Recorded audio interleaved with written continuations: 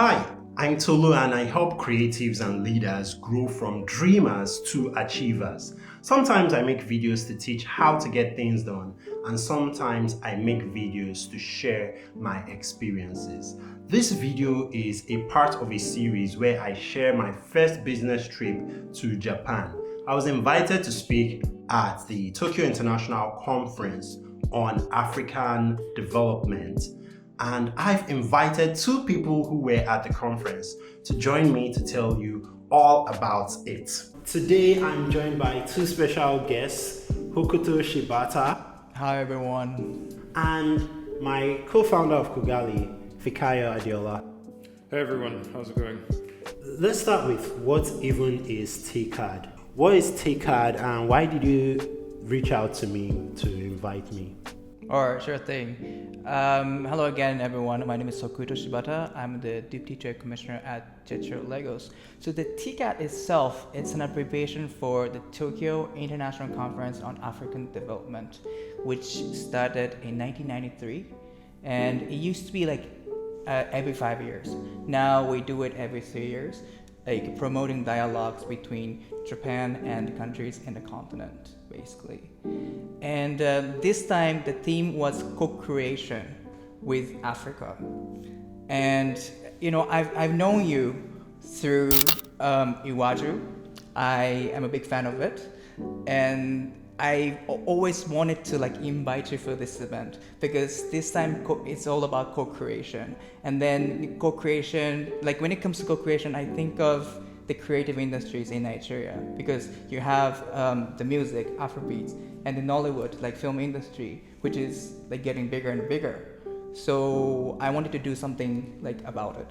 I guess let's start with, you said you're Deputy Commissioner for JETRO Lagos. What is JETRO? What does JETRO do?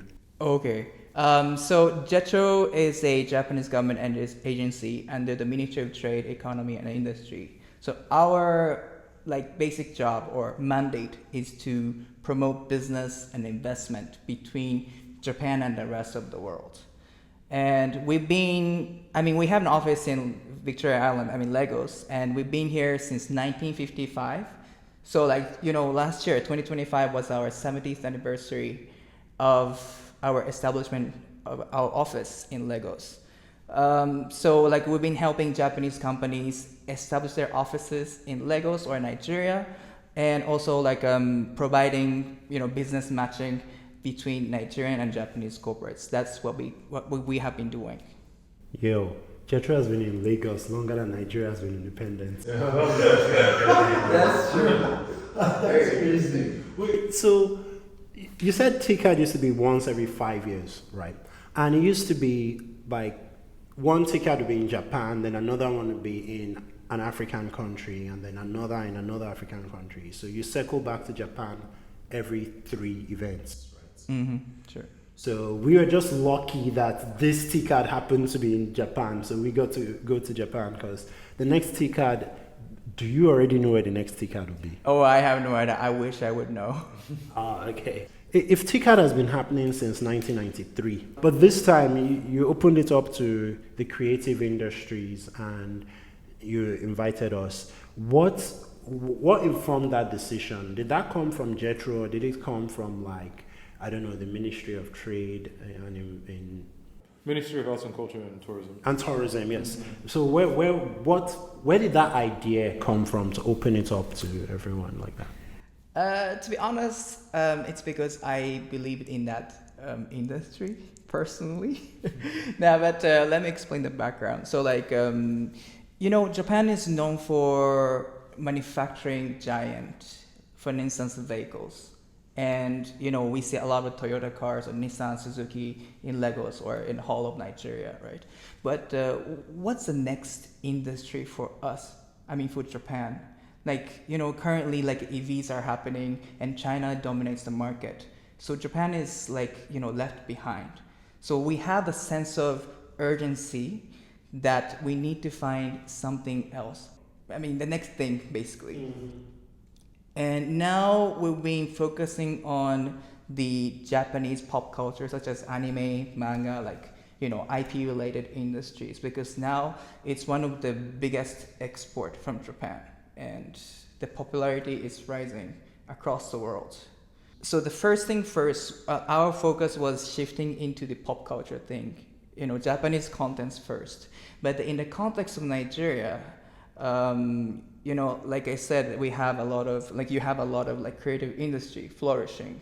So when it comes to the co-creation and Nigeria, I strongly believe that Nigeria and Japan should work together to bring stories from Nigeria or from Africa or even from Japan together to the world. And Nigeria and Japan have already the capacity to make it happen. That's what I believed. So we wanted to do something about the creative industry. For someone like you who is actually from Japan, you're probably like, okay, this year's TICAD was different because XYZ, but Fikayo and I have no idea about that. So I guess I want to start from that before Fikayo and I start talking about our own experience there. Well, I would say the ninth edition of the TICAD was very different from the previous edition, or even all the editions that we've done before, because of the pop culture, right? So yeah, you're right. So basically, the TICAD is a dialogue for political people, politicians and head of states, and also business people in the manufacturing, in agriculture, in infrastructure. Also, I have to explain that the TICAD itself is a political dialogue in the first place. Then we've gradually shifted into the business perspectives, from the official development towards the business and investment. And this ninth edition is very focused on business perspectives, and with the focus of innovation and pop culture and creative industries. So, Fiki, for us, it was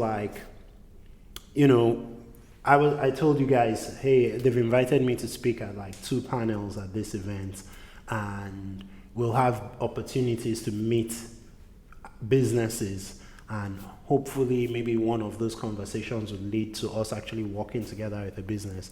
And you thought, you know what, it's worth it if there are 2 of us there. So that's double the, you could go for one meeting while I'm going for a different meeting at the same time, and it just gives us more opportunities. So that was why you came. But I can imagine another reason you came is it's Japan. and you're just yo, there's an opportunity to go to Japan. So for me, JETRO had to, sort out my visa and whatnot. I believe because you have a UK passport, you could travel visa-free. Am I correct? Or Yeah, that's correct. Okay, so in that case, that means you could have gone to Japan before now, if you wanted to. So why didn't you go to Japan before now? Because you still ended up spending your money. I mean, JETRO sponsored me, but they didn't sponsor you, so. I'm just going to get a little bit closer to this bad boy. But so I think a few of the reasons why I didn't go before is, I only recently naturalized to the UK, so maybe 3 or 4 years ago. And I mean, this is tangential to what we're talking about, but I think there was a certain point, maybe it was 2018, where I was I'm done with visas. I'm just going to wait till I get a British passport, and then I'll continue my travels. So I think that I've just been thinking of a good time to go, because it's a far away country. I mean, I think the flight from the UK is something like 13 or 14 hours to get to Japan. I also know that compared to other parts of the world, English is not necessarily the lingua franca. Of course, you will still find people that speak English, but if you go to, let's say, Latin America, because tourism is such a huge part of their economy, English is a lot more ubiquitous. Even in Europe as well, you can get by with English, whereas from what I've heard in Japan, yes, people speak English, but because they're such a cultural behemoth themselves, you'll find people that just don't speak a word of it, and it's just a completely different world. So I think once you mentioned that you were going, I just felt like, okay, this is something that's always been on my bucket list. So this sounds like the perfect opportunity to visit a country that I've been fascinated with since I was a child. Cool. So, yeah, so let's talk about the actual event now. It was 3 days, right? Was it 5 days? 3 days? No, it was more than 3. I think it was about 5. 5 days. Yeah. 3 days, I guess. Wow, none of us remember. It was a blur. Oh. We were so busy and we had so much stuff to do that I don't remember the exact number of days. That is very interesting. Okay, I have to step in here and give you guys some context. Now, TICAD was only 3 days, but the reason we couldn't remember when we were having this conversation was because that week was so jam-packed for all of us. So I came to Japan a few days earlier than Fikayo so that I could attend Comic-Con, which is the largest comic book convention in the world. If you haven't seen that video, you can check it out. I talk about how I got the opportunity to travel to Japan in the first place, and I give a very detailed review of my first weekend in Japan and of the Comic-Con event. I left Japan 2 days after TICAD, and Fikayo stayed a few days longer than me so that he could attend some business meetings and networking events for Kugali. So let's look at the flow. On Monday the 18th of August, I left Tokyo where Comic-Con had happened and went to Yokohama where TICAD was happening.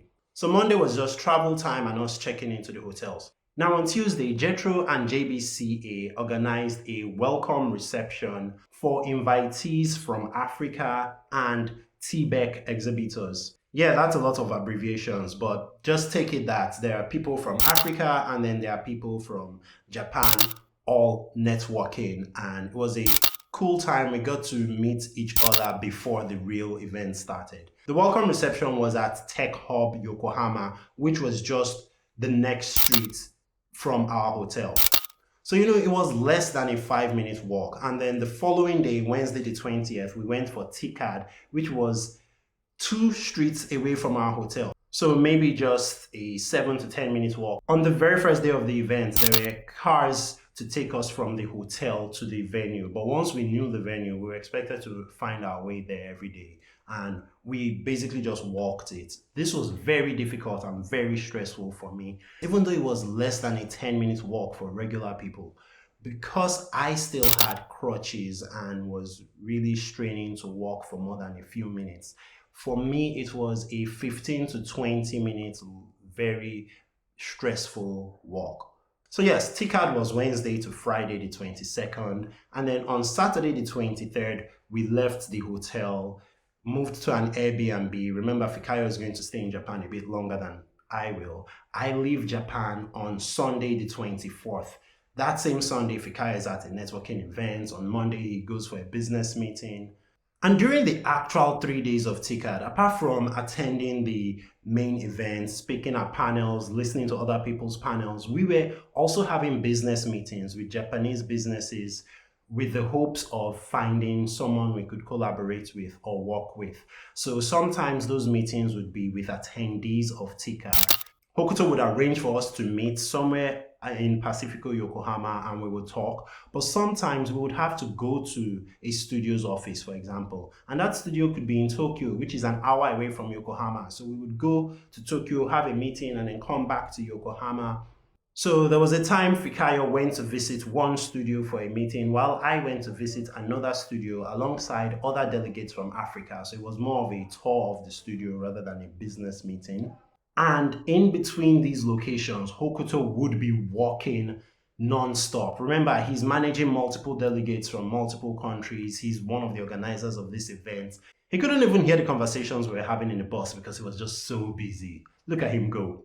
I remember that on one of these days, after going to visit his studio, we still had to come back to the hotel, quickly change clothes, and then go to Pacifico Yokohama for a dinner event by the Prime Minister.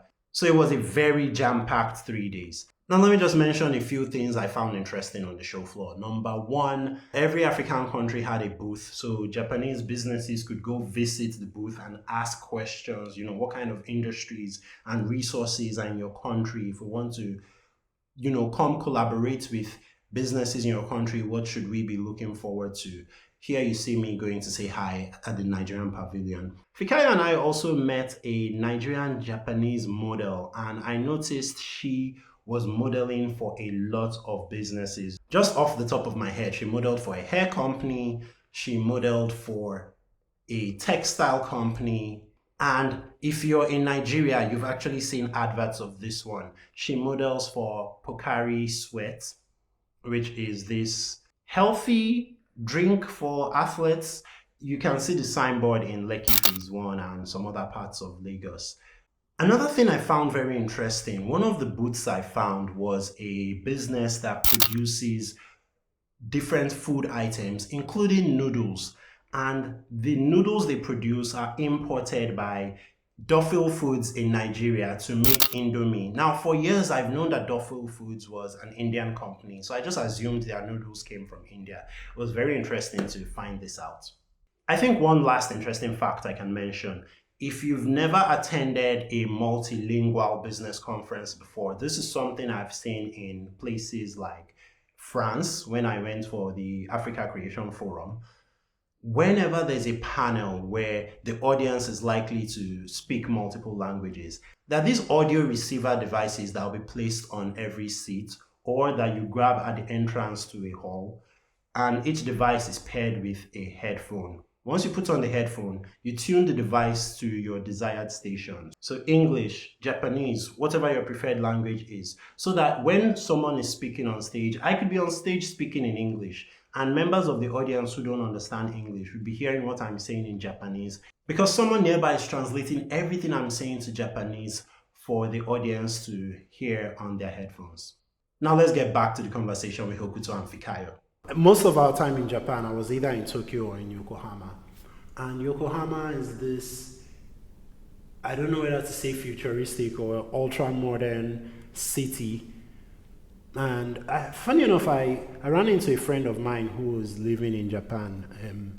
I didn't know I had a Nigerian friend in Japan, but when I started posting on my social media that I'm in Japan, he was like, hey, I'm here too. So we met up, and he'd been living in Japan for maybe a bit over a year. So he's gone around a bit.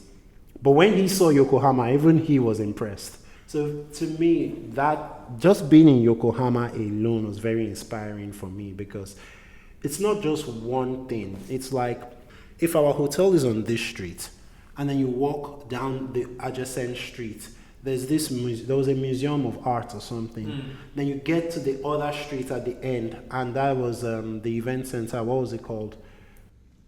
Pacifico Yokohama. Yes. Then there was Pacifico Yokohama. And then near there was a square, Eagle Square or something like that. I don't remember. There was, yeah, there. Oh, Queens. Was it Queen Square? Yes, Queen Square, near all of this.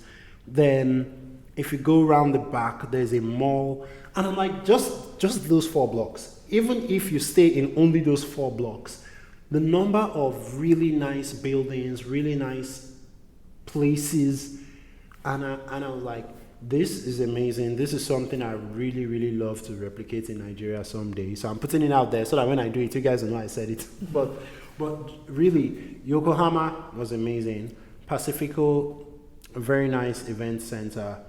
And I think we only used less than half of the total space Pacifico has. Yeah, but the event, TICAD took like 2 or 3 floors. 2 floors, I think. The main stage was on this very wide floor, but then there were some smaller stages outside the main stage, and then you could go upstairs where you have, cafeterias and whatnot. Convenience store. Yes, the convenience store and the food court.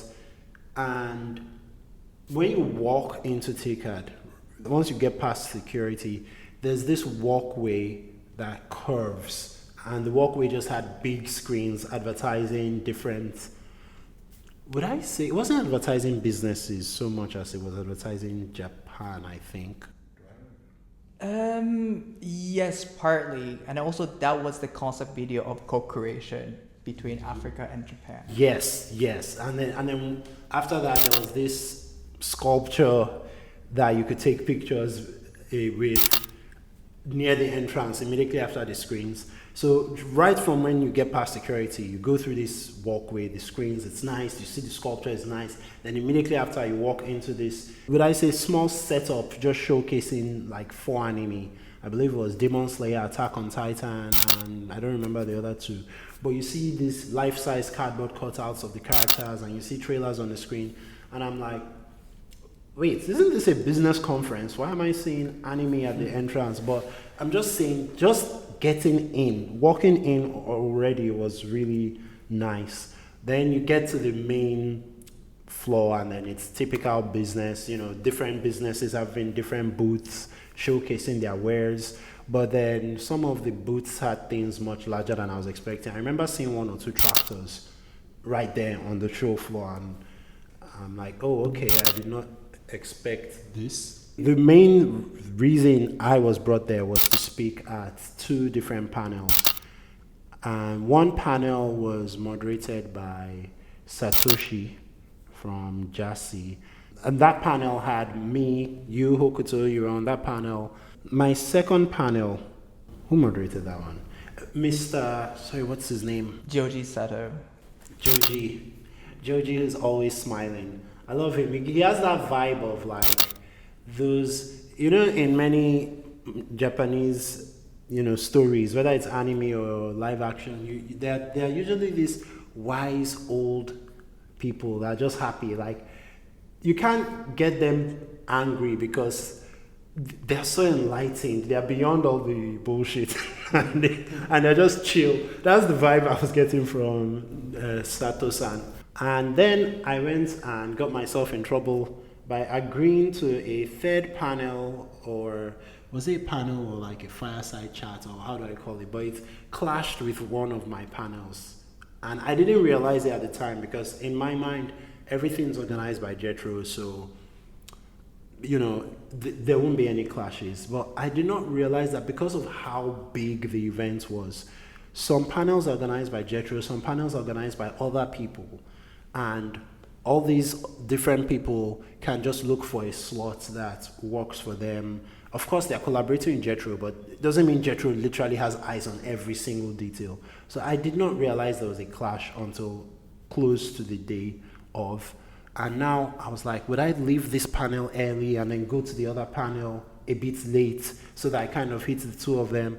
And that is when I was so happy that my co-founder was in Japan with me because Fikayo just replaced me in the other panel and it went well. At the end of the day, they still had a co-founder of Kugali on their panel, so nothing lost. But for me, that was a learning moment because I feel like I can't say I'm not culpable in that mistake. I could have cross-checked all those details earlier on, and I'm just happy like it did not end up being a messy situation because Fikayo was there. So yeah, thank you. No worries, you're welcome. I have recordings of my own sessions at those panels. At those panels you have 4 or 5 speakers, so everyone speaks. But I'm not going to upload everyone's part, just mine. I'll cut it together, upload just mine. I'll put a link to that in the video description for this video. So Fikayo, for you, what struck you? What was different from what you expected, and any like nice surprises or unexpected things? I mean, the thing is, I didn't really know what to expect. So I can't really say that anything went towards or against my expectations. I think what struck me was how big everything was and how varied it was. You know, everything from agriculture to manufacturing to fashion to the animation and entertainment stuff that we were also doing as well. So I think it was the most versatile or diverse conference that I've ever personally been to. So I thought that was really interesting. And I also was struck by what you mentioned earlier, like a lot of the anime monuments actually baked into the conference. I think for me, I think what's really interesting is just how, as a child, you know, when you and I were in secondary school together, how anime was this like niche thing that maybe we could probably count on 1 or 2 hands the number of us within our school would watch anime. And now it's such a huge thing that this massive trade expo that is involving more or less every country in Africa, and the Japanese government is putting it at the forefront. So for me, it's really a milestone moment in how big anime has become, and almost like validating my inner child and my fascination with this phenomenon. So I thought that was also really cool. And I think the other thing is just really getting to meet people. I think one thing that I found really interesting were a lot of the business customs, you know. So for example, business cards. It's really interesting for me because in the UK, we don't really do business cards anymore. But in Japan, it seems like such a... Like, I remember before I landed in Japan, because Tolu got to Japan a few days before me, and I remember he was posting in our group chat that, oh, we really need business cards. And I was like, is it really that big of a deal? But then when I got there the first day, I saw how big of a deal it was. So let's demonstrate it to them. This is how Japanese people exchange business cards. Like, with so much respect and honor, and it's at the start of the conversation. That was the thing that really surprised me, is at the start. So usually you see someone, you guys talk. Then if you think, you know what, let's keep in touch, I want to continue this conversation, then you exchange business cards. That's what it's like everywhere else in the world that I know. But in Japan, it's like, exchanging business cards is like saying hi. Like, the conversation just started. You don't even know if you're going to want to talk to this person again. But the moment you're introducing yourself, you're like, oh, my name is Tolu. Like, so that was very surprising. We had to print business cards at the conference, which was funny because once you went upstairs to where the food court and convenience store was, there was Kinko, a printing business. Kinko was right there, and they were making, they were just making cash throughout that conference because everybody who came as unprepared as us would have to go there to print business cards. I realized it before TICAD because I had gone for Comiket, and at the pre-Comiket party that I went for, everyone kept giving me their business cards, and then you run out of the few business cards you have on you, and then you start feeling bad when someone gives you their card and you're just staring at them blankly and you don't reciprocate. So I thought that was very funny. And Hokuto, I actually want to hear your thoughts on this, because when you left Japan and started interacting with the rest of the world, did it feel to you like, how come these people are not exchanging business cards as much? Or is it something you didn't really notice until like maybe you went back to Japan and then you realized, oh wow, we put more of a focus on business cards than everyone else? Like, at first I was a bit confused or baffled. In Japanese business manner or culture, like, business cards are very important. That gives your client your first impression, right? So it's very important. But also I find it very, eco-friendly, without papers. And also we now have like LinkedIn, and also like we all like chat on WhatsApp, and which is very convenient, more convenient, right? Like in Japan, we don't really communicate on WhatsApp, or we have a communication app called Line. It's, to me, it feels those apps are for more like private. Right, so it's not for like business use. But in Nigeria, we chat and we decide. So I find it very more practical, and I like it. That's one of the reasons why I don't want to go back to Japan. Throwing out the formalities. Well, that's all we have time for in this video, but Fikayo, Hokuto and I recorded for 1 hour, so I still have 2 more videos I can make for you guys from this conversation. In the next video, I'm going to talk about Super Japan, which is an event that has happened in multiple places in Africa. While TICAD is Africans going to Japan, Super Japan is the Japanese coming to Africa. I didn't even get to tell you guys about the hotel we stayed at and all the awesome things we saw in Japan. So that is going to be another video. So I'm going to do one video on Super Japan and another video where we just talk about all the cool things we saw in Japan. Part of the reason I'm sharing these stories is so that you can figure out how myself and these other Africans got the opportunities that we got. So I hope you're looking forward to it, and if you've not gotten the kind of opportunities that I've gotten, I hope this video gives you some valuable information on what is available out there. So remember, dreams don't turn to dust.